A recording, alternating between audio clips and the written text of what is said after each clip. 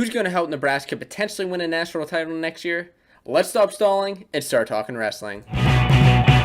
What's going on, wrestling fans? My name's Josiah, and welcome to Fanco Wrestling, where we do these lineup previews every single week. Make sure that you leave your comments down below so we can check out who you want to see in the next lineup preview. This week, of course, we're talking about Nebraska, the Cornhuskers, the team that is exciting me so much for the 2021 season. Are you hyped for this team? Well, if you're not, I will tell you why you should be, because they have so many solid guys in their stacked lineup. Now, the team last year was 11-3 in their record as a dual meet team, placed second at the Big Ten championships, and just gave so many teams a run for their money. Now, they're losing a couple of guys here in Colin Purinton, Isaiah White, and David Jensen, but there are a lot of guys sticking with the team. And of course, we're going to start off here at 125 pounds, and 125 pounds is kind of a mix-up. So yeah, this is going to be an exciting lineup preview, but 125 pounds, like I said, it's going to be a little bit of a mix-up because there are a few guys here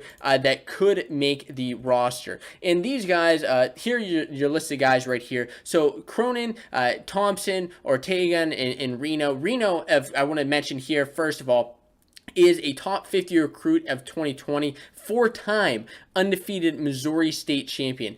He's a guy who could potentially challenge for a starting position, depending on whether he wants to take that redshirt year or straight up start. But we'll see what happens next year. We could see him pulled out for, if the team thinks that he's the best shot to win a potential Big Ten title or national title, we could see him pulled out throughout the season. Now, these other two guys here that I want to mention, it's kind of a toss-up here, because first we have Alex Thompson. Alex Thompson was the starter here last year, was 13-15 overall, the sophomore, placed 6th at the Big Ten tournament, and a great tournament he had at the end of last year. And the other thing here is that he actually put it to Liam Cronin earlier on in the tournament in the prelims. He just really stuck it to him. Now, the thing here to note is that while he did stick it to him, Liam Cronin actually made a little bit of a comeback and ended up defeating Alex Thompson for 5th and 6th place in the placing round. So Cronin, is a transfer out of Indiana, as you can see from the singlet here, but he is going to be facing off against Thompson or potentially Reno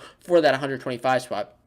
I think that Cronin ends up getting that starting spot next year. He will be a senior, has a 17-13 overall record, and is very consistent, especially with that low leg single. It just shoots that very, very nicely, and we could see him moving on there. Now, that's just what I think, but please let me know if you think differently, because this is one of the most controversial spots, I guess, on their lineup. The next up is 133 pounds. 133 pounds is another weight that's pretty stacked up with some solid wrestlers. The first guy here that I want to mention is Dominic Serrano. Serrano is the number 12 recruit in the class of 2020, a four-time Colorado state champion, was 168-0, undefeated throughout high school, four-time state champion, and 122 of his wins actually came by way of fall. So this is a great recruit to have coming in, especially since he's a junior and cadet nationals champion.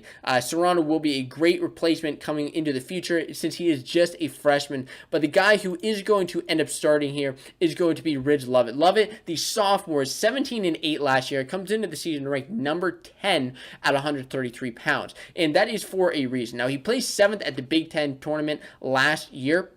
And one of his best matches actually came to Austin DeSanto in the quarterfinals. If you haven't checked out that match, I recommend that you do check that out, because it was a 1-0 match, and it was close the entire time, obviously. Now, he's a wrestler who needs to make some jumps this year. The kid can scramble. He's flexible. I've seen that in most of his matches. He's extremely flexible. He excites me because I think he can do well. He can make those leaps and bounds coming into next season.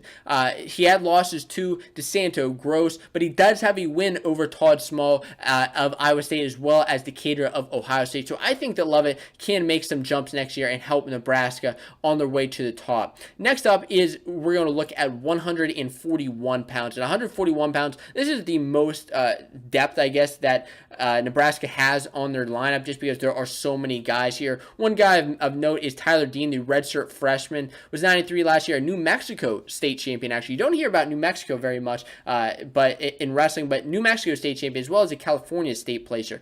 Christian Miller wrestled actually last year in the duel with Minnesota, ended up losing that duel to Brayton Lee, but he did wrestle that duel. And the starter here, though, is going to end up being Chad Red. Number 5 at 141 pounds, 19-17 is the senior Chad Red. He placed third at the Big Ten tournament last year at a tough weight at 141 pounds, of course, with Nick Lee and Luke Pletcher up at the very top.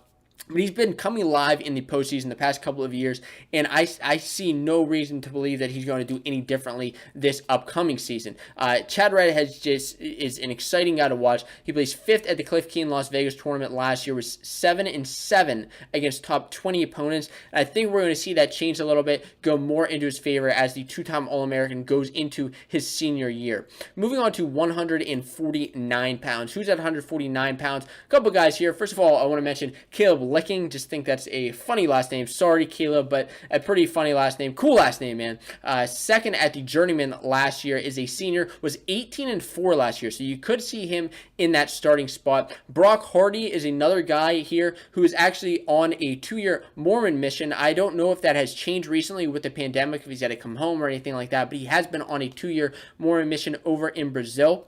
And the starter here, though, likely is going to be Kevin Davenport. Davenport is a redshirt freshman coming into this season, number 18 ranked right now, currently at 149 pounds. It was 18-2 last year. Now, the reason Davenport is so impressive, he was the number 30 recruit in the class of 2019, a 4-time state champion out of Detroit Central Catholic High School, 177-10 record.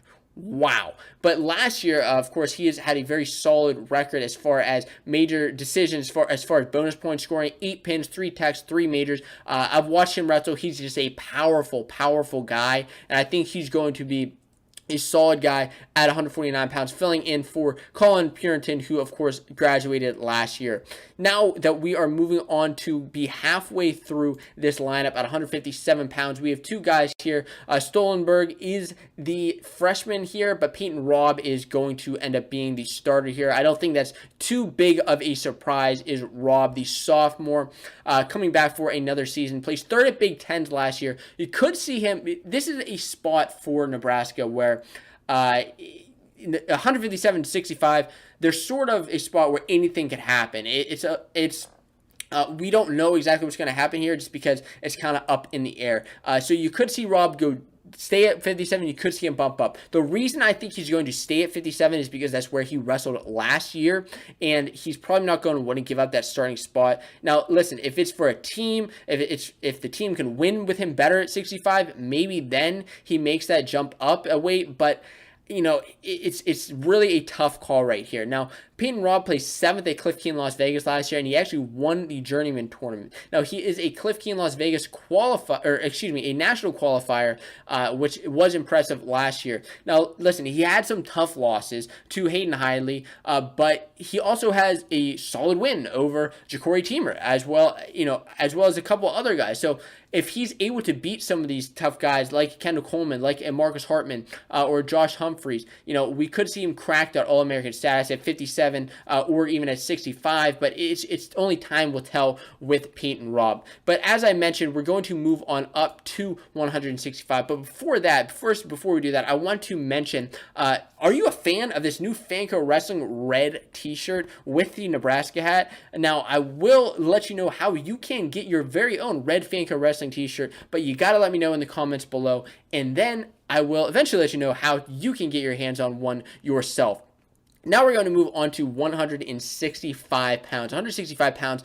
A couple of guys here. Dalton Peters is a senior. This is a tough spot, of course, filling in for Isaiah White, who has graduated. Peters he placed first at Journeyman last year, injured midway through last season, so you could see him start here. But the guy who I think has the shot at starting here likely is going to be Bubba Wilson. Bubba Wilson is the redshirt freshman, Kansas state champion, top 11 in his weight at 152 pounds coming out of high school. Now, like I said, could be at 57, could be at 65. He had a strong Daktronics tournament where he made the finals. Last year, he had 5 pins, 2 tech falls, and 3 major decisions in his 19-1 record. Now, 19-1 is an impressive record, but I wouldn't say that he had any necessarily crazy significant wins, but a couple of D1 wins, and I think that, we'll see him do well in the future for Nebraska if he keeps that bonus point percentage up, as well as keeps those wins up. At 174 pounds, we have the starter back in Mikey Labriola, number 3 here. Now, he had a rough year last year. Some people say maybe did, maybe didn't, but, looking at his top 20 opponents, he was 3-7 against top 20 opponents. So, yeah, a little bit rough there, but look, he is an All-American. I think he's going to potentially be an All-American next year again. I think he's actually one of the guys who could win a national title next year. If you haven't checked out my video on the who could be Nebraska's next NCAA champion, I recommend that you check out that video right here. I will have it linked. Labriola is one of those guys. Now, he played 6th at Big Tens last year, but a lot of guys left this weight, actually, at 174. A lot of guys left this weight. Looking at Mark Hall, of course, at the top, Skatska, as well as Leidy. These are all guys who he had lost to multiple times last year, but I think that Labriola can make his appearance next year well known. I think that he can actually do really well, especially looking at Kemmer, okay? I recommend that you go and watch his match with Michael Kemmer that he wrestled last year in the duel. It was a 3-1 match whenever Kemmer ended up getting the takedown in the 3rd period with 30 seconds left. And these two were just going at it the whole time, just bashing. And I think that, that just really shows that he's able to compete with those top guys, and he is the number 3 ranked guy at the weight at 174 pounds, and so yeah, I think he's going to do well again. But looking at 184 pounds is another pretty loaded weight. The first guy I want to mention here is Nathan Haas, the freshman. We have a couple freshmen here, looking at Van Tassel as well as Haas, both freshmen here. Haas is a top 100 recruit in the class of 2020 from St. John Bosco, a 2-time California state champion. Now, the other guy here that's going to get the starting spot here, not probably, he's going to get the starting spot here, is Taylor Venz, the senior. Now, Venz has been relatively, I guess, consistently inconsistent in the fact that he pulls out some amazing wins, and then he just has some other wins where you're like, what the heck happened there? And the couple of those that I'm talking about, look, he had a strong Big Ten tournament last year. He beat Rocky Jordan, who he actually pinned him, who he lost to earlier in the season. He beat Abasad of Iowa, who he had lost to earlier in the season. Then he ended up losing to Aaron Brooks, who he beat earlier in the season. So that's what I'm saying. He's like consistently inconsistent. He's competitive with these top guys at 184, and 184 is a weight that can go like any which way because of all the guys that are there. There's no like real clear winner. So I think that can go any which way. But Taylor Venz is a strong wrestler here, 20-8 record last year, number 8. But I think really 184 is a weight where he can, maybe he's top 8 right now. I think that number 8 ranking, he can jump up to like 2 or 3. It just really depends on who he wrestles and how he's feeling that day, to be honest with you. Moving on to 197 pounds, you have a few guys here again at 197, and I think the great thing about these Big Ten teams are they just have so much depth at each of their weights. Yeah, they have their main star, they have their top guy, but they're always developing those guys beneath them, and I think that's so important in these Big Ten schools where you don't see all the time with some other schools. But as far as who's at 197, the first guy I want to talk about here is actually Silas Allred. Silas Allred is a number 29 recruit in the class of 2020. Somebody who has excited me just watching a couple of his matches.